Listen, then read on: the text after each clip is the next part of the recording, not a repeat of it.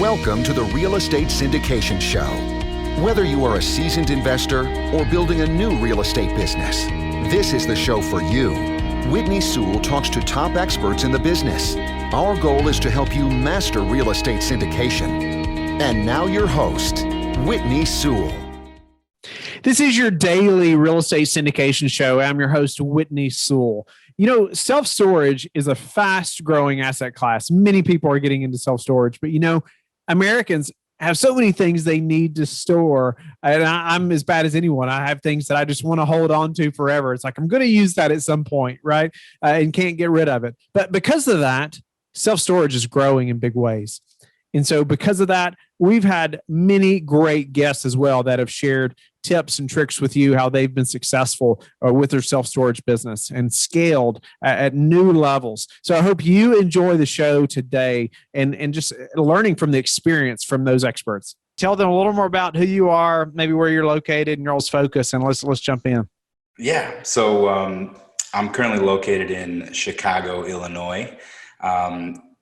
We now primarily invest in self-storage properties. And there's a whole history behind that. I'll kind of keep it short, but when I was an engineer working for Dow, I was really tired of the 9-to-5 life. Well, for me, it was more of a 5 a.m. to 9 p.m. life. And I immediately started investing in single family homes on the side. Within about 13 months, I was able to replace my income and leave the 9-to-5 life to be a full-time real estate investor. From there, I quickly grew into doing flips for single family, buying single family rentals and buying multifamily rentals. And I kept having problems with the eviction process. Chicago is a city where the laws are extremely tenant friendly. And if you do everything by the book, it can take, 6 to 8 months to get a bad tenant out of one of your properties, not to mention, the amount of damage that they cause on the back end. So I was looking for another avenue that would solve those types of problems for me while still providing, a very consistent passive income to me and my investors. And that's when I actually, I came across self-storage. I was actually at a real estate expo that I had attended. And all the problems that I had been having, the speaker, it just seemed like he was speaking to me. So we got started. In the beginning, we started off by wholesaling self-storage facilities just to make sure we're running the numbers correctly. The way I look at it is if I can wholesale self-storage facility, that means that I'm getting it at a price that makes sense and investors are willing to pay me more than what I got under contract for. Once we did a few of those, then we started feeling comfortable in taking down our own acquisitions. And then since then, we've been growing extremely fast. So, Chicago, the tenant issues of evicting, taking 6 months. I could see why that would push a lot of landlords into a different asset class or looking for something else. Because that happened to you. If you just bought a duplex thinking you're just getting started and that happens to you, you're thinking, okay, this is not for me. Right. And especially, in Chicago, where a lot of people enter the buy and hold multifamily markets, usually in, C and D areas. And I was no different. So I started buying properties on the south side of Chicago, which in and of itself brings a lot of hardship when managing that type of tenant. Low income tenant, half of the time they're, on some type of Section 8 program, vouchers. And it is very difficult to manage that. I know a lot of really good investors that they have that management in place. But for me, I like to go with the path of least resistance. And that was self-storage. So I started looking, I'm a very analytical person. I like data. I like looking at historical performance. So that's one of the things that I actually prepared for the show here, just looking at a little bit of, performance over the last 10, 20 years. When we're looking at self-storage versus other asset classes, there was a study done by NA REIT looking at the 2017 value of $100,000 invested in 1994. So if you put that, $100,000 in the S&P 500, by 2017, that would have grown to roughly $500,000. If you put them in apartments, that $100,000 would have grown to about $1.7 million. If you put them in self-storage, that $100,000 would have grown to a little over $4 million. And when you look at those returns over those periods of time, you see that, the S&P returned about 7.5%. Apartment buildings on average returned about 13.3%. And then self-storage returned about 17.4% as an average annual return. That 4% may not seem like a lot, but when you factor compounding interest, that's how you're able to almost double the return in real dollars over that period of time. Now, that's a pretty large period of time, 1994 to 2017. But let's talk about, recession tolerance. Between 07 and 09, in the same study, we saw that the S&P 500, they lost about 22% in value. The apartment sector did much better. It only lost about 7%. But during that time in the self-storage space, they lost about 3.8% in valuations. And the reason why is self-storage is a asset class that caters to those in transition. And that's true of people who are, let's say, downsizing on their home because they can no longer afford a 2,400 square foot mortgage. Maybe they go down to a 1,200 square foot home, but they have these sentimental possessions that they're not just going to get rid of. If your child, for example, this is an example that I have in my own family. My father, I'm a grown man, but my father still has all the drawings I made for him when I was 3-4 years old, and he's never going to throw those away. And that's the same thing is true when someone's downsizing. Self-storage also caters to the two largest population groups in the nation. You have the baby boomers who are now historically starting to retire, but I think it's about 10,000 baby boomers a day retire. They're looking to downsize in property, and they're also, on the older end of that age, are going into retirement homes. And that is a much more confined space, yet they have a lot of sentimental value in the things that they have, and they don't want to get rid of them, so they usually put them in self-storage. It makes a lot more sense to cut 1,200 square feet off of your housing size and then just go pay for an extra 100 square feet that you need monthly. The second group that self-storage caters to quite a bit is the millennials and the Gen Xers. The trend of moving to the suburbs is no longer, what is driving a lot of development and housing right now. What we're finding in the groups that are, aged 18 to 34 is they're actually moving closer to the city centers because they want to be around the action. They want to be around the, the great food scenes. They want to be around, the event space. They're not looking for the farm life. Right. And so what they're doing is they're opting for smaller housing, maybe 700 square feet to 1,000 square feet in these, these high rises, these condos. And then they're using a self-storage space, maybe 100 square feet, 150 square feet is kind of like an exterior closet that anytime, say they want to go hike or they want to go kayaking or they have clothes for the winter when it's the summer, they can go to that unit, pay an extra $80 a month or $100 a month for that, that additional square footage, and it allows them to live closer to the city center at a more reasonable price range. Right. Mm-hmm. So those are the two main things that got me really attracted to this space. Then when I actually started getting involved, I noticed that the leverage that was being offered to me from banks was far superior to any other asset class that I had pursued leverage on before. And I started to dig in to see why that was. So, I'm talking the worst case scenario loans I've gotten so far were 80% loan to value. The last 3 properties I've closed, they actually appraised at a good enough value that I was able to not only close them with no down payment, but I actually was able to pull cash out at closing by purchase. The banks were paying me to buy an asset that had positive cash flow. I don't know of any other investors that have done that in other asset classes.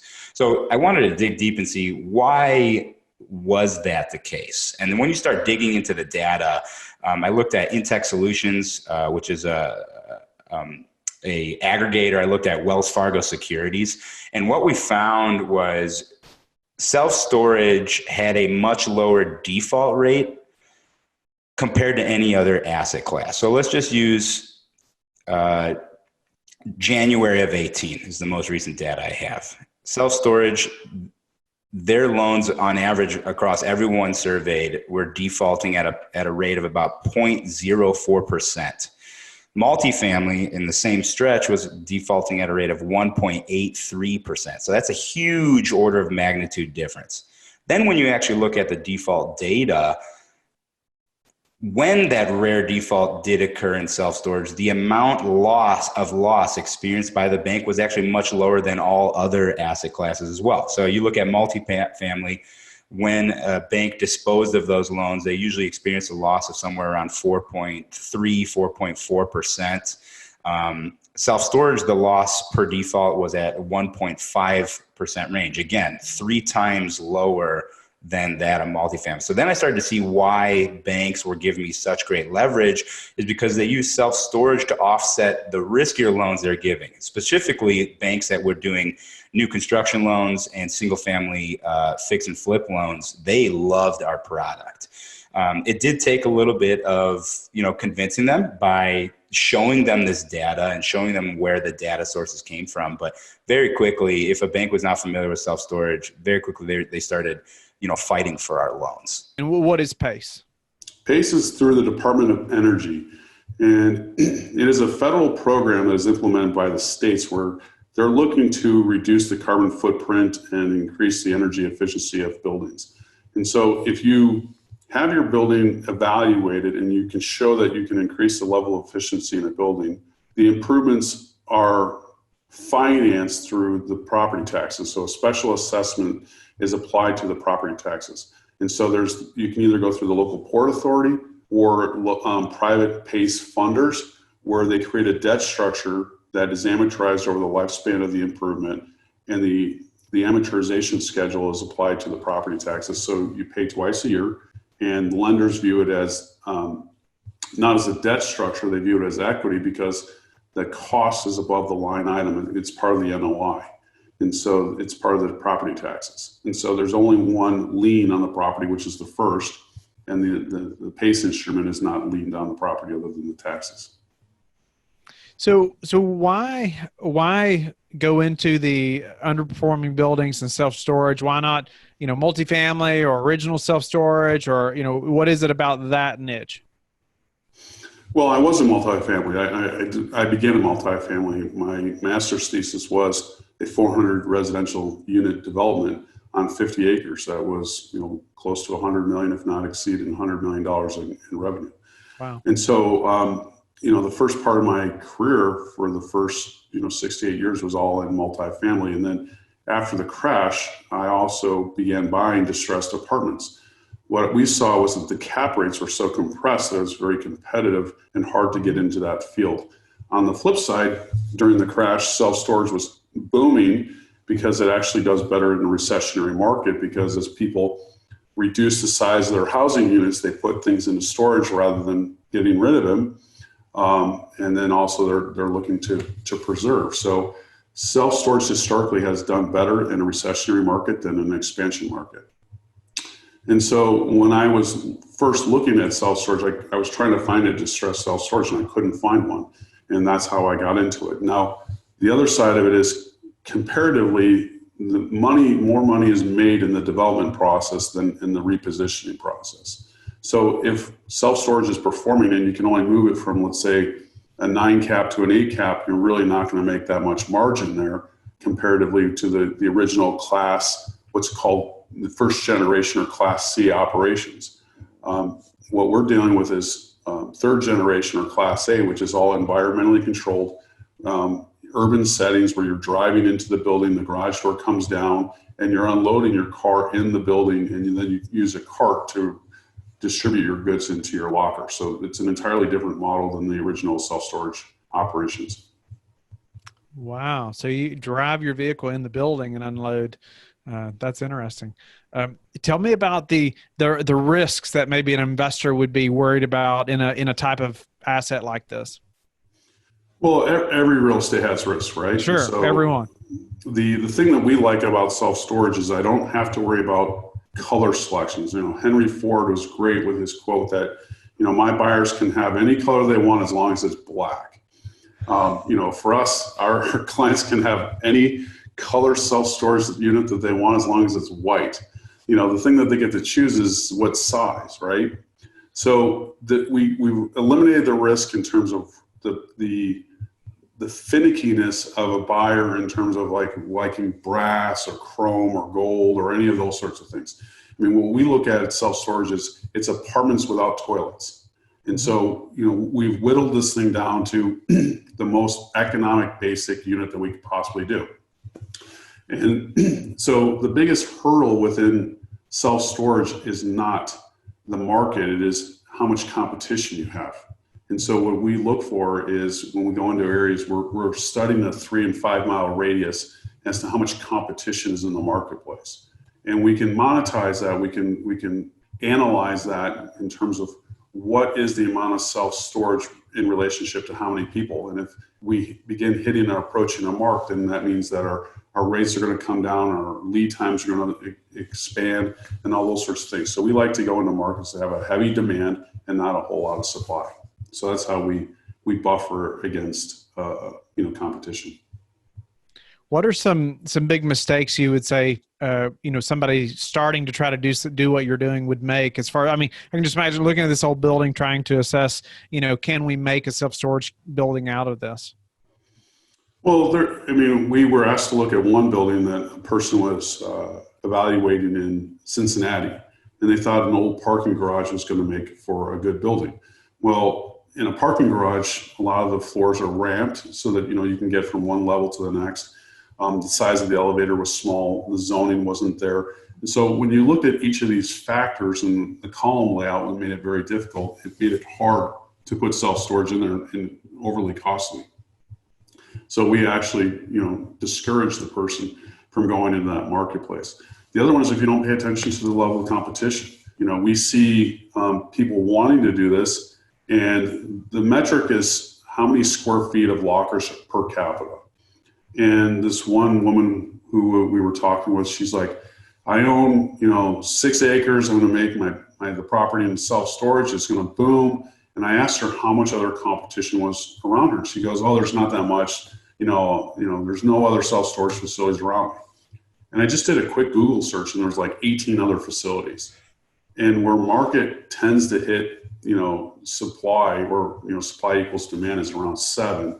And her location was already above 9 without her adding a single square foot. And I was like, whatever you do not put self-storage, and it would be the absolute worst thing you could possibly do.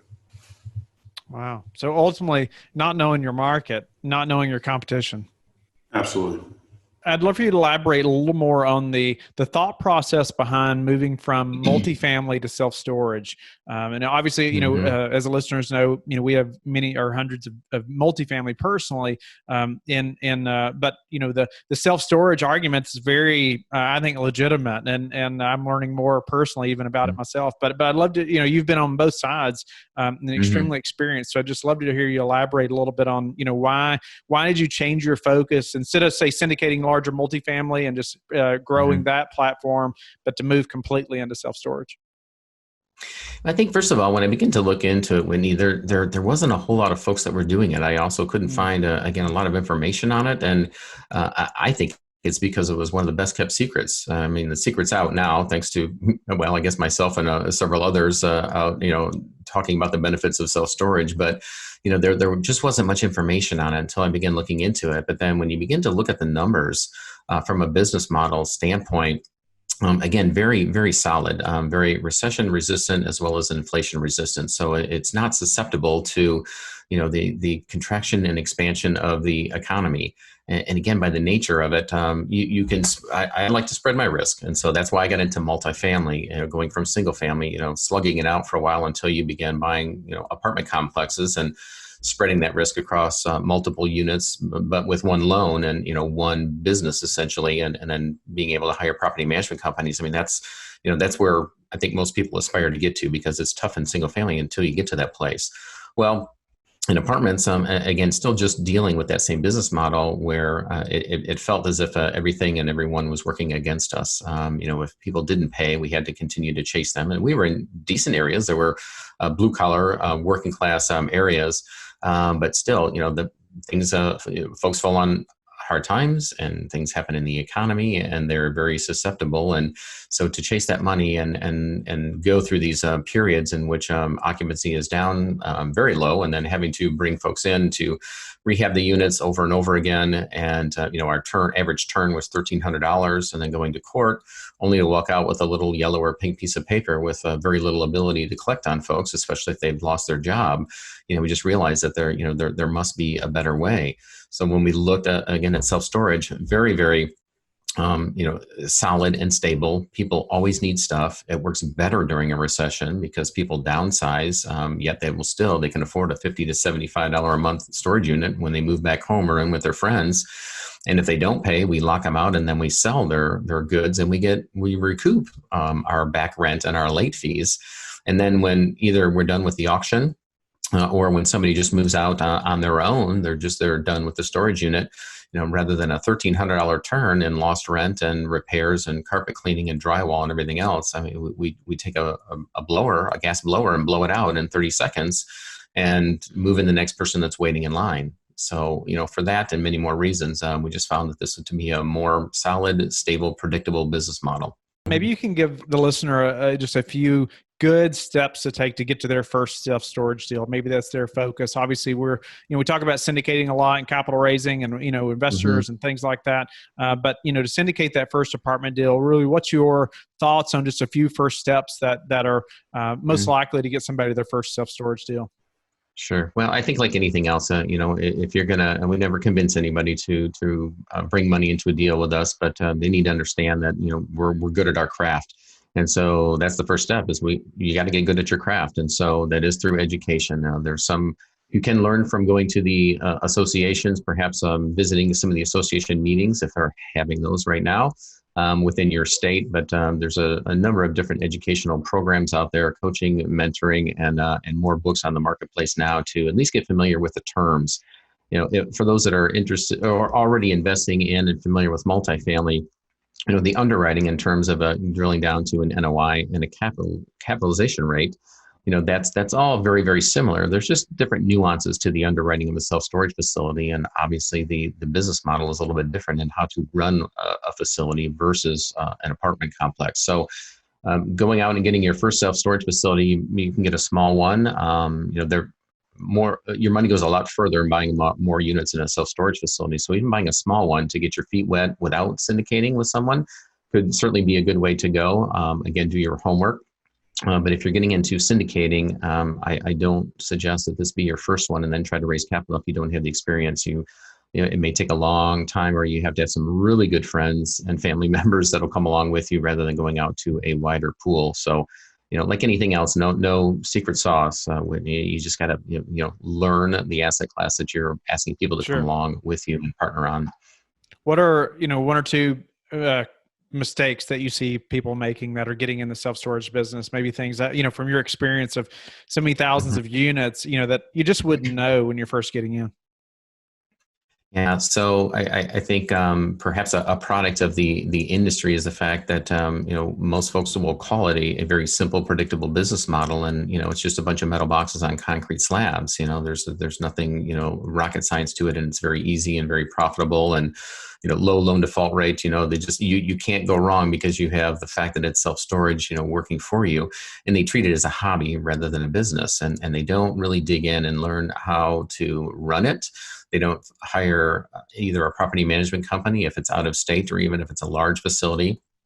You can't know the intricacies of a market that's 1 or 2 states away by trying to manage it yourself. And also just the underwriting to begin with. You make money on a stock when you buy it, and it's the same with real estate. So getting really good at or hiring a consultant and somebody to assist in the due diligence just to make sure that you've crossed all your T's and dotted all your I's before you sign on the dotted line. We hope that you have enjoyed the highlight show today. You can always listen to the full episodes that were featured today by clicking the links in the description box. Let us know in the comments what you thought of this episode, or you can go to lifebridgecapital.com/podcasts and click the feedback button. Let us know how we can add more value to you. Thank you, and talk to you tomorrow. Thank you for listening to the Real Estate Syndication Show, brought to you by LifeBridge Capital.